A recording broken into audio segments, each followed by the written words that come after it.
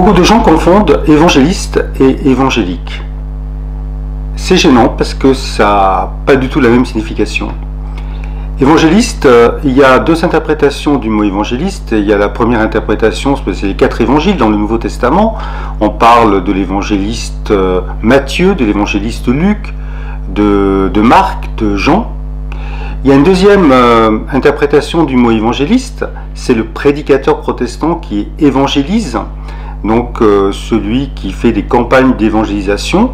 On a parlé depuis les années, dans les années 80, on parlait de téléévangéliste, celui qui évangélise par les médias, par la télévision, par Internet aujourd'hui. Donc ça c'est le sens évangéliste. Et puis évangélique. Eh bien évangélique c'est pareil, il y a des significations différentes. D'abord, évangélique, si vous allez en Allemagne, eh bien, évangélique, on parle de l'église évangélique pour signifier que c'est l'église protestante. Donc, évangélique, protestant, c'est la même chose.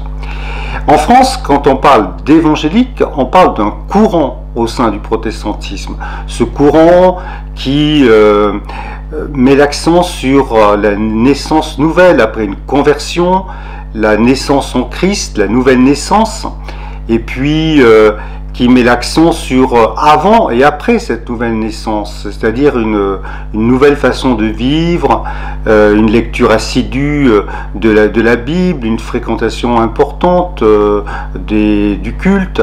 Donc c'est un évangélique.